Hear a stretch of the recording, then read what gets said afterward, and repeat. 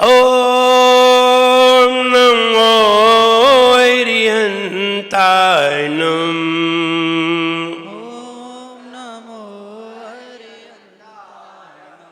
ओम नमो सिद्धाय नमः।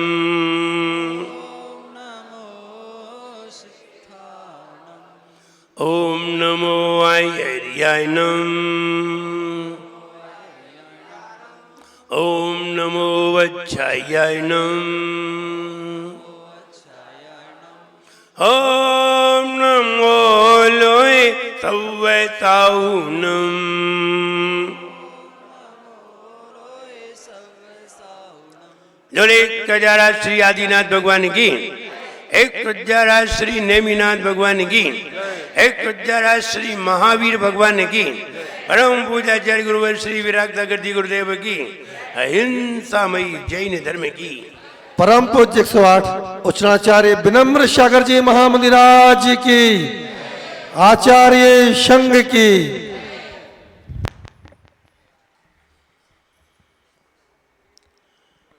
भगवान महावीर का जन्मोत्सव और उसमें हम सभी का उत्साह। हर वर्ष जन्मोत्सव आएगा और हम सभी को अपने मन को प्रसन्न करने के लिए, भगवान के गुणों का स्मरण करने के लिए, उनके गुणों को प्राप्त करने की भावना बनाने के लिए एक अवसर प्राप्त हो जाता है। अगर हम जन्मोत्सव नहीं मनाते तो आपके अंदर धर्म के प्रति अनुत्साह नजर आता है,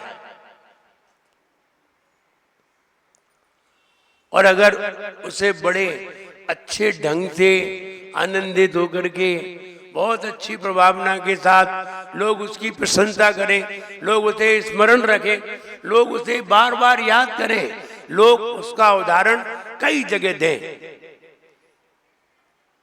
ऐसा सोच करके हम कोई कार्य करते हैं तो निश्चित वो बहुत समय तक स्मरित रहता है। जैसे अब इंदौर में किसी एक व्यक्ति ने पंच कल्याण कराई तो जगह जगह उसकी बात कही जाती है, जगह जगह। आपने पंच कल्याण कराए, आपकी बात कई जगह नहीं कही जा रही। निश्चित है सामने वाले ने कोई विशेषता लाई होगी। ऐसे ही अलवर में जिस तरह महावीर जयंती हुई, आदिनाथ से लेकर के भगवान महावीर तक के रथ की, उसकी चर्चा कई जगह है। आप दिल्ली में जाइए, दिल्ली साइड पे जाइए, वहां वो उसकी चर्चा करते हैं। और हर बार की तरह अगर कर ली तो उसकी चर्चा ज्यादा नहीं होती, थोड़े दिन होगी खत्म। अच्छे कार्य की कई दिनों तक चर्चा रहती है और सामान्य कार्य की सामान्यता से 1-2 दिन तक चर्चा रहती है, उसके बाद खत्म। इसलिए हम सभी उत्साहपूर्वक कोई कार्य करते हैं। जैसे आप अपने बच्चे का कभी नाम रखने के लिए आइए, मेरे पास बहुत सारे लोग आते हैं, मेरे बच्चे का नाम रखना है, तो हम कोई नाम बता दें, महाराज ये नाम तो पुराना है, तो तुम्हारे कौन से भी नए हैं, वे भी तो पुराने ही जैसे हैं, कौन उनमें कोई विशेषता आई है, कौन से ये तीर्थंकर है, मैं कोई नया नाम बता। कभी कभी मूड ठीक भी नहीं होता और जबरदस्ती कोई कहे कि नाम बता दिया, मैंने बता दिया, तो बोले महाराज ऐसा नाम बताओ कि किसी ने नहीं रखा हो। अब क्या बताएं, एक जन आ गया, बोले वहां हमने कहा कौन सी राशि पे आया है? बोले चा पे आया है। अब क्या नाम बताएं? कोई नाम बताया अच्छा था, तो महाराज लोग नाम ढूंढते हैं कहाँ से? शास्त्रों से, वहां से ढूंढते हैं। तो उसे 2-3 नाम बताए तो वो पसंद ही नहीं आए। बोली महाराज ऐसा बताओ कि किसी ने नहीं रखा हो। हमने चोर रख लो, किसी ने नहीं रखा होगा। अच्छे नाम बता रहे तो रख नहीं पा रहे, माने किसी ने नहीं रखा होगा, देख लो नाम ही नहीं मिलेगा। तो कभी कभी ऐसा कहते हैं ना, कैसे कैसे नाम रखते हैं आजकल, पता नहीं कैसे कैसे, अयान बियान, क्योंकि नाम ऐसे नाम धार्मिक होना चाहिए। आपको मालूम हो नहीं मालूम हो, आचार्य श्री ने मेरा नाम बड़े समझ के रखा। पानी कहाँ का है ये, कैसी जगह का है, नाक पे ही गुस्सा रखी रहे और किसी की एक ना सुने, और सुनाए तो मुंह से तो बात ही नहीं करते। वहां मुंह से कम बोलते हैं, दूसरी चीजों से बोलते हैं। तो आचार्य जी ने ऐसा नाम रख दिया कि गुस्सा ही खत्म हो गई। तो नाम अच्छा रखना चाहिए,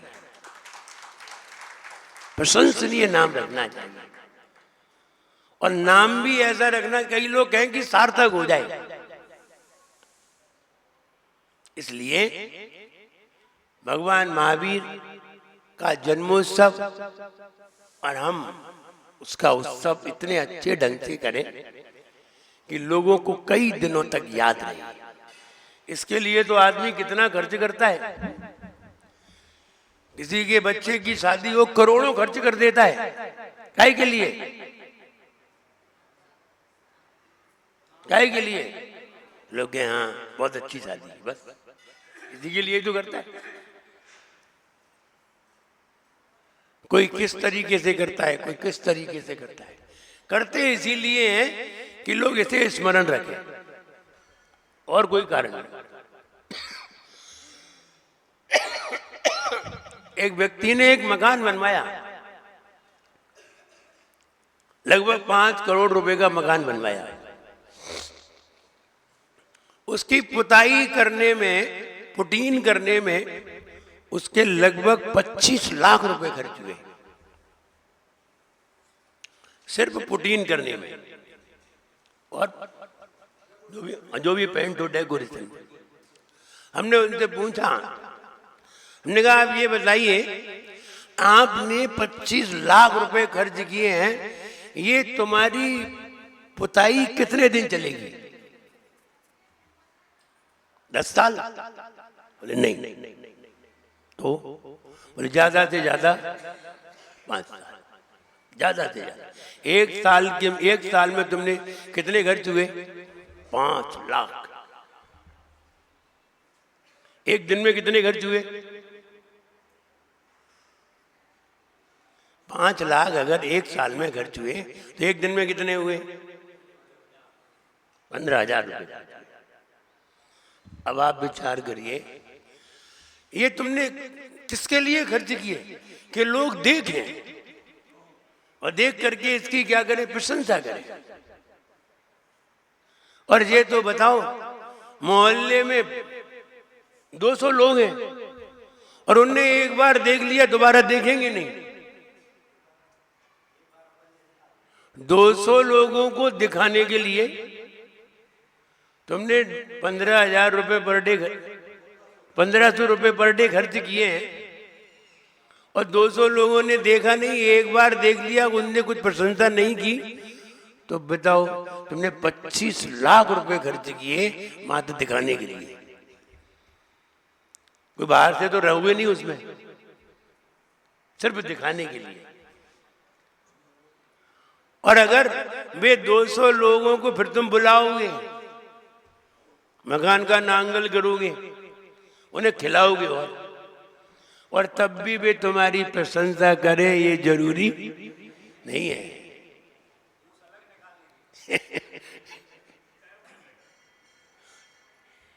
तब विचार करिए कि हम किस लिए सब करते हैं, प्रशंसा के लिए। ऐसे ही हम महावीर जयंती मनाते हैं तो किस लिए, प्रभावना के लिए। यहां प्रशंसा छुपी हुई है और वहां प्रभावना छुपी हुई है। प्रशंसा करना ही प्रभावना है। और प्रभावना किसे कहते हैं, ये और जान लीजिए। अभी तक तो यही सोचते रहे कि बढ़िया जुलूस निकालेंगे तो प्रभावना, इसे प्रभावना कहते हैं। समझ लीजिए प्रभावना किसे कहते हैं।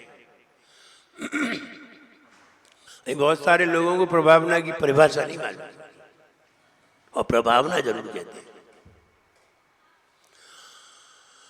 हम महावीर जयंती का कार्यक्रम करने जा रहे हैं। हमने अपने मंदिर में वरिष्ठ लोगों की मीटिंग ली। मीटिंग में ये तय किया बहुत अच्छे ढंग से जुलूस निकालेंगे, बहुत अच्छे ढंग से विधान करेंगे, बहुत अच्छे ढंग से जुलूस बनाएंगे। ये क्या है, ये भावना है, ये प्रभावना नहीं है। ये क्या है, भावना है। सभी लोग हमारे जुलूस में शामिल हो, पूरी समाज शामिल हो, बड़े बड़े लोगों को बुलाया जाए, ये भावना है, ये प्रभावना नहीं। आपने जुलूस भी निकाला, ये भावना है। बहुत अच्छे ढंग से निकलना चाहिए। हम सब श्वेत कपड़े पहन के चलें, सादगी से चलें, कुछ खाएं पिए नहीं रास्ते में, और बड़े अच्छे ढंग से चलेंगे मौन होकर के। ये भावना है, कोई प्रभावना नहीं। जब तुम्हें देख करके अन्य समाज और अपनी समाज, जो लोग मंदिर नहीं आते थे, जो लोग मंदिर में आना अच्छा नहीं समझते थे, वे लोग मंदिर में आने लगे उसे देख करके, और अन्य लोग तुम्हारी प्रशंसा करें, ये प्रभावना है। शेष भावना थी, प्रभावना नहीं थी। तूने बढ़िया पांडाल लगाया, बढ़िया एलईडी लगाई, बढ़िया सब कुछ किया, संगीतकार बढ़िया बुलाया, ये सब भावना है। अन्य लोग तुम्हारी प्रशंसा करें, ये प्रभावना है। इसलिए अन्य लोग हमारे धर्म की, हमारी सादगी की और हमारी सज्जनता की प्रशंसा करें तो समझना चाहिए ये प्रभावना है। आप रोज रोज अन्य लोगों को दिखाने के लिए घर से नहीं निकलते और अन्य लोग तुम्हें देखते भी नहीं है, लेकिन जब कभी कोई भगवान की यात्रा निकलती है अथवा कोई मुनिराज का समागम होता है, तब अन्य समाज उसे देख करके प्रशंसा करती है। इसलिए सब लोग प्रशंसा करें, इसे प्रभावना कहते हैं। अच्छी तरह से हमारा जुलूस निकले, इसे भावना कहते हैं। अच्छी तरह से निकाला, इसे भावना कहते हैं। अन्य लोग तुम्हारी प्रशंसा करें, और जो लोग मंदिर नहीं आते थे उनके मन में ये भाव आ जाए कि हम मंदिर जाएं, ये प्रभावना है। यहाँ प्रवचन होते हैं, कई लोग सुनने नहीं आते हैं, कोई लोग एक आध बार सुनने के लिए आ गए और उनका मन ये हुआ कि हम फिर सुनने जाएं, ये प्रभावना है। और कोई लोग सुनने आते थे, उनका ही मन ये हुआ हमें नहीं जाना सुनने, तो ये प्रभावना नहीं हुई, ये अप्रभावना है। इसलिए प्रभावना अन्य लोग भी उसमें शामिल हों, और जो लोग धर्म में नहीं लगे थे वो लोग धर्म में लग जाएं, इसे ही प्रभावना कहते हैं। महाराज आते हैं और महाराज के आने पर कोई लोग मंदिर नहीं आते थे, चौका नहीं लगाते थे, आहार नहीं देते थे, और वो लोग आहार देने लगे, चौके लगाने लगे, तो सब लोग कहेंगे प्रभावना अच्छी हो रही, नहीं तो नहीं कहेंगे। इसलिए हम महावीर जयंती अच्छी प्रभावना हो, अच्छी भावना से महावीर जयंती का उत्सव मनाएं। अच्छी भावना होगी तो प्रभावना अवश्य होगी। इसलिए भावना पहले करनी पड़ती है, प्रभावना तो बाद में हुआ करती है।